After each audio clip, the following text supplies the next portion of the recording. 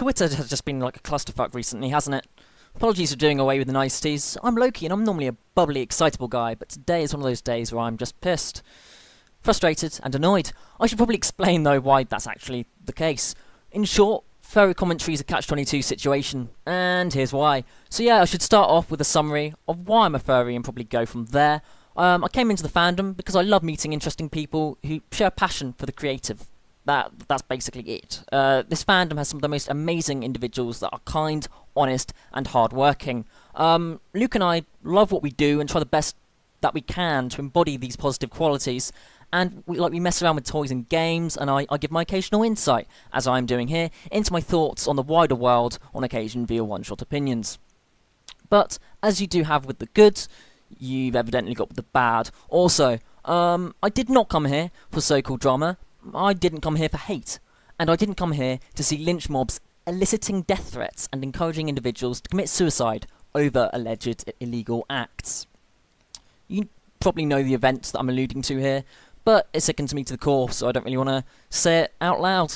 It honestly makes me sick. At this point, you're probably thinking of one of two things.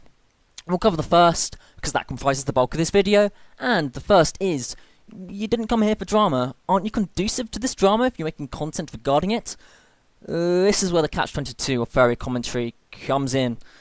If you do not make a statement regarding explosive current events in the furry fandom, then people assume the worst and lambast you with criticism regarding it for not speaking up against something or raising awareness of it. When allegedly horrific acts are perpetrated by an individual, especially one, take in mind, with a popular status, acts may remind you that, as aforementioned, sicken me to the core. How can anyone assume that you're fine with this as a default? But people, as they are, do assume this, and so you're driven to make a statement.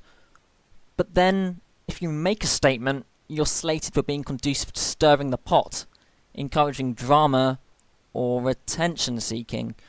So you're caught in the middle, unable to speak out against the alleged horrific acts of an individual for fear of being targeted, for daring to speak out against someone many may look up to, but simultaneously lambasted for not speaking out against said popular individual that has become engulfed in a media shitstorm. And we get on to the second bit. So yeah, the second thing you're probably thinking is, he keeps saying alleged when he's talking about these illegal acts. Why is he saying alleged? Isn't there evidence? I did say alleged. I've said alleged quite a few times now, and I said it one more time there. I could probably explain humorously that I don't want to commit slander. Nobody does. Nobody wants to go to jail.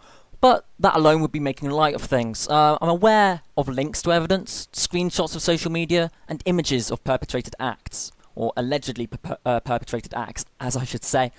I have seen the former. I have not seen the latter. If they do exist, if the actual images of perpetrated acts do exist, then I'll probably be sick. Like, I don't want to be sick. I don't want to be physically sick. I don't think anybody does. However, having seen the social media shitstorm, I don't really need to see evidence. And you may be thinking, what? He just said he doesn't need to see evidence. You're probably just hitting keys on the keyboard frustratingly right now. No, I don't need to see evidence.